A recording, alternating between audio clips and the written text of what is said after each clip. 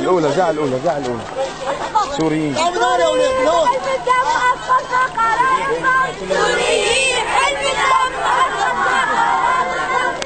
الحبيب قطرنا العربي السوري الشامخ، إننا طلائع الجولان العربي السوري المحتل نقف يومنا هذا ككل يوم صمود في هذه الأراضي العربية، ونصرخ اليوم بملء حناجرنا كما صوتنا شامخ دائما، صوتنا الذي يدوي في كل مكان انتماء إلى وطننا الأم سوريا العروبة، سوريا الإباء والتحدي بشعبها العظيم وجيشها الباسل وقيادتها الصامدة الأبية ورافعة راية النضال والحرية، وعلى رأسها سيادة الرئيس الدكتور بشار الأسد.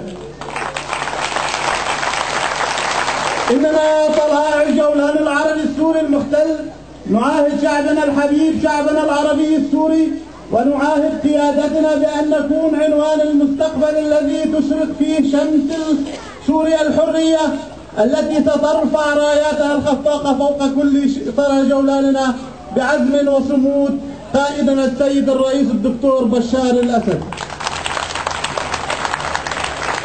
أهلنا الكرام، إن يومنا الوطني والثقافي والرياضي الذي أحييناه أمس في 13 من شباط ومهرجاننا الفني اليوم لن يكونوا آخر نشاطاتنا، بل هم جزء من نهجنا الذي سيرتقي دوما لخدمة قضيتنا الوطنية ومستقبلنا الوطني الذي يحمل عنوانه الأساسي عنوان الوطن الأم سوريا الإباء والشموخ، والوطن الغالي مرجعيتنا الأولى والعليا.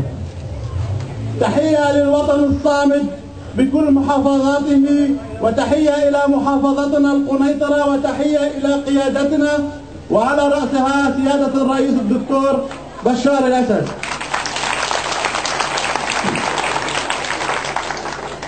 تحية إلى شهداء أمتنا العربية وشهداء وطننا الخالدين. تحية إلى المقاومة والمقاومين فوق كل شبر من أرضنا العربية المحتلة. تحية إلى غزة هاشم الصمود.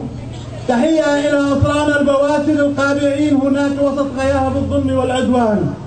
لجنة العمل الرياضي الثقافي لطلائع الجولان 14 شباط 2009. وشكرا.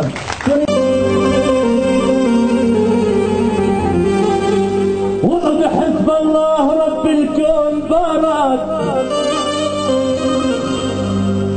والله شعب الأسد ما حدا اليوم بارك،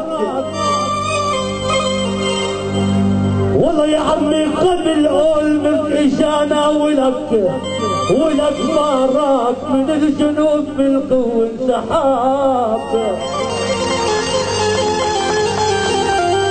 نحن اللي زرعنا على الحدود رجالنا، نحن اللي زرعنا على الحدود رجالنا، ونحن اللي زرعنا على الحدود رجالنا. غيران بشار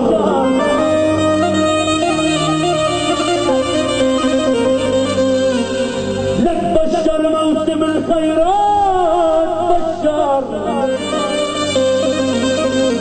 ذكي بعمره ما قابل الخير في الشر، والله حماك الله ابن الأسد، ولك بشار بشاهك يا علي داحك الباب.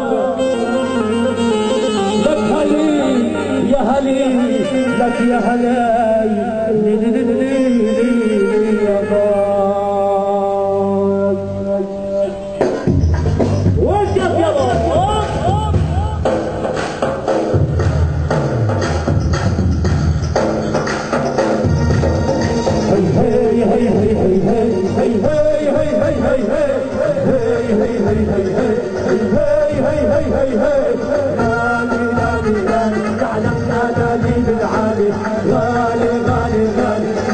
وطننا يا غالي بجناحه انا متطيح، انا سوري اهو يا لي هي هي هي هي هي هي